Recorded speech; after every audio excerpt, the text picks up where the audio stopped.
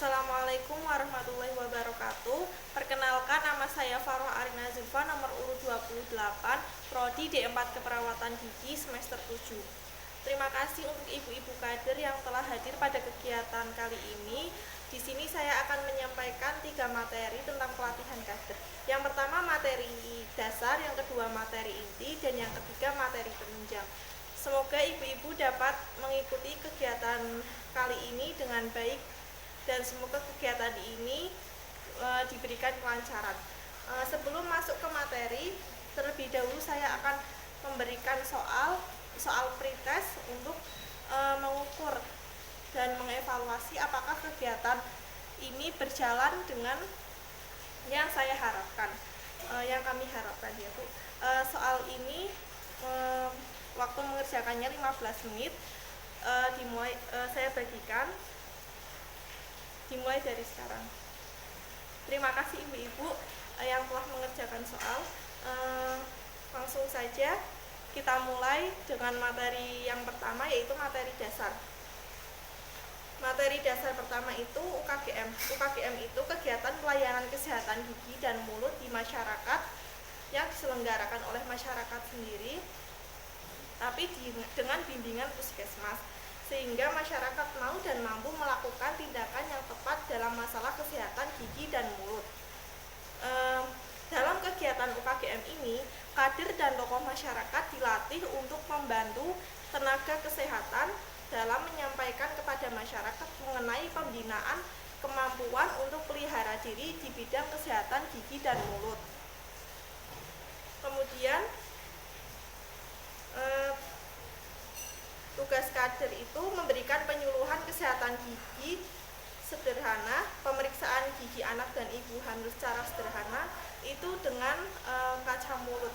Jadi kaca mulut digunakan dipegang di tangan kiri, kemudian untuk membuka pipi agar area mulut terlihat dengan jelas, dan kemudian cara merujuk pasien yang mempunyai masalah kesehatan gigi, kemudian cara mengisi KMGS dan KASI.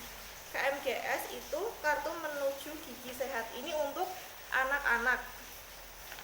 Nah, ini ada umur, terus ada jumlah gigi yang berlubang, ada faktor resiko.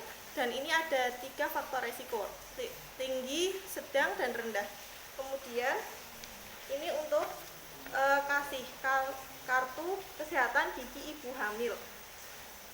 Ini ada dibagi 3 trimester, trimester 1, trimester 2, trimester 3. Ada 12 pertanyaan, kemudian ini ada kesimpulan faktor resiko rendah, tinggi, sedang, sama seperti tadi KMGS. Kemudian kita masuk ke materi inti.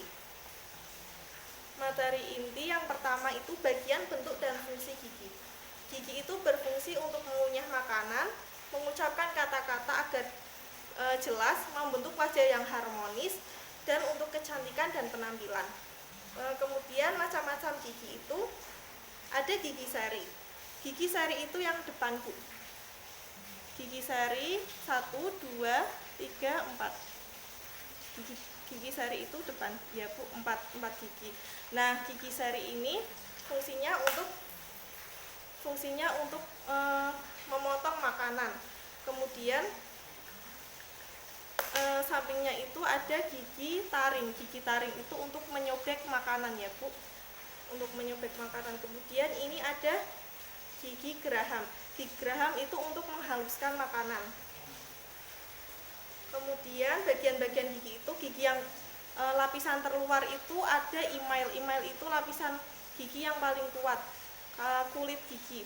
Nah, terus yang lebih dalamnya itu dentin. Dentin itu terdapat ujung-ujung syaraf yang berasal dari pulpa. Nah, pulpa itu dalamnya dentin, yang isinya syaraf-syaraf pembuluh darah dan pembuluh getah bening. Kemudian yang selanjutnya itu penyakit gigi dan mulut. Yang pertama ada karies. Karies atau gigi berlubang adalah penyakit jaringan keras gigi yang disebabkan oleh bakteri. Ada 4 faktor penyebab karies: gigi, bakteri, sisa makanan, waktu. Nah, proses terjadinya karies itu adalah sisa makanan yang menempel, kemudian bertemu dengan bakteri dan menghasilkan pembentukan asam laktat. Kemudian asam laktat ini dapat menyebabkan larutnya mineral pada gigi, pada emailnya ya.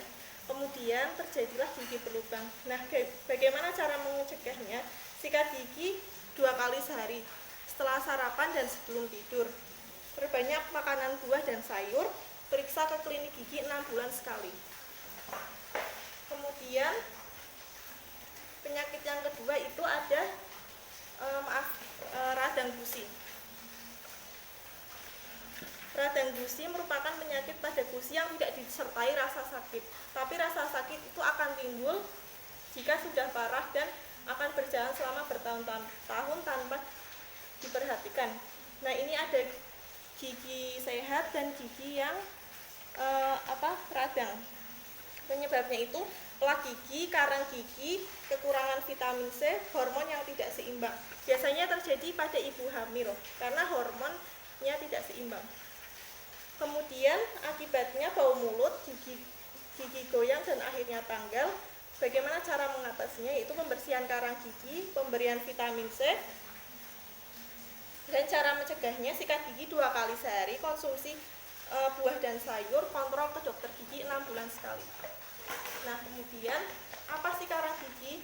Karang gigi itu suatu endapan keras yang terletak di permukaan gigi yang berwarna kuning kecoklatan sampai kehitaman serta mempunyai permukaan yang kasar. Penyebabnya terbentuk saat plak gigi bercampur dengan mineral dari air liur yang kemudian mengeras. Bagaimana gejalanya?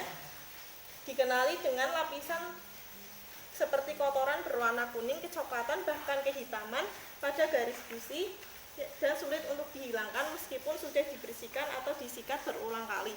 Karena karang gigi hanya bisa dibersihkan dengan scaling ke klinik gigi, pembersihan karang gigi. Bagaimana cara mencegahnya? Sikat gigi minimal 2 kali sehari, perbanyak makan buah dan sayur, rutin kontrol 6 bulan sekali.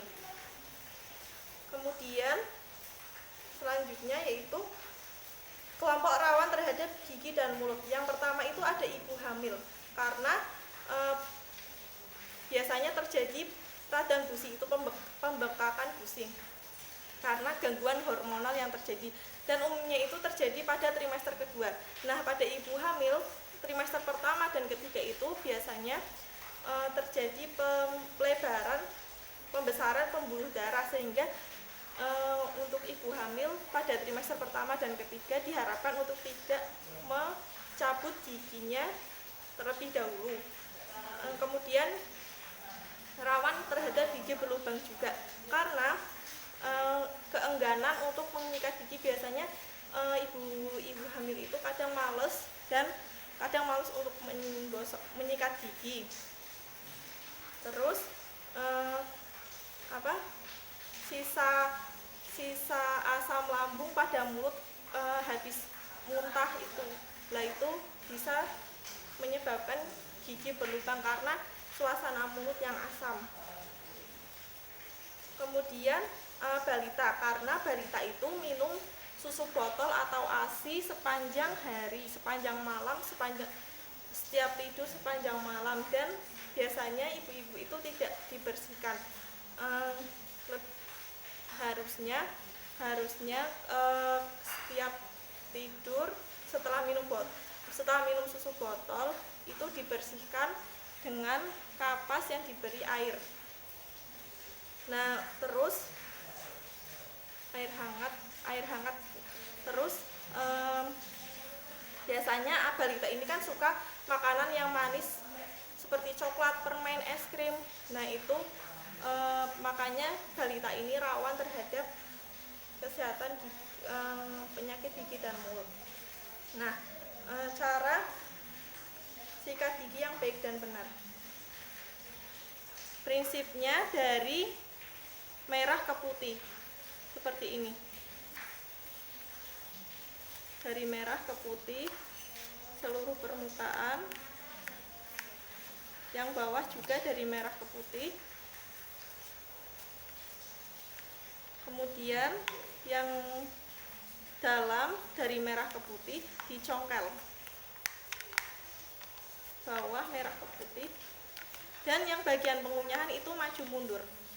Kemudian lidahnya juga disikat 1 kali, kemudian kumur 1 kali karena kandungan fluoride kalau banyak kumur dikhawatirkan akan larut. Kemudian upaya menjaga kesehatan gigi dan mulut itu menyikat gigi yang baik dan benar menggunakan alat-alat bantu pembersih gigi seperti dental floss, menghindari makanan yang merusak gigi, yaitu makanan yang manis-manis, makanan yang terlalu asam, dan makanan yang terlalu dingin atau panas. Nah, perbanyak makanan, buah, dan sayur karena itu baik untuk gigi. Terus periksa gigi secara teratur. Untuk anak-anak itu 3 bulan sekali, dan untuk orang dewasa itu 6 bulan sekali. Kemudian materi penunjang. Yaitu rujukan, pencatatan, dan pelaporan. Rujukan ini dilakukan apabila ditemukan kelainan pada gigi dan mulut saat diadakan pemeriksaan gigi sederhana di posyandu. Nah, kader ini merujuk pasien ke balai pengobatan gigi terdekat untuk dilakukan pengobatan pada gigi dan mulutnya. Surat rujukan diberikan kepada pasien pada saat pemeriksaan, harus dibawa dan diperlihatkan kepada petugas balai pengobatan gigi.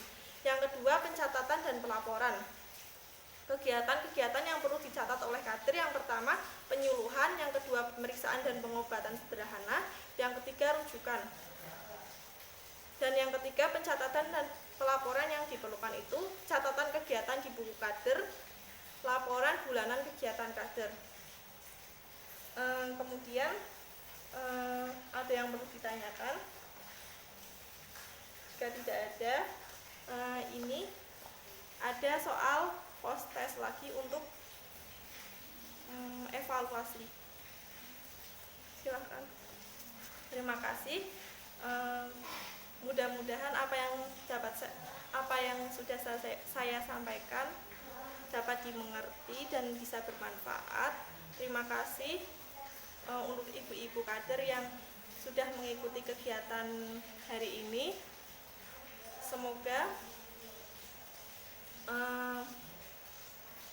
Semoga bisa bermanfaat. Wassalamualaikum warahmatullahi wabarakatuh. Dan apabila ada kekurangan, saya mohon maaf. Terima kasih. Wassalamualaikum warahmatullahi wabarakatuh.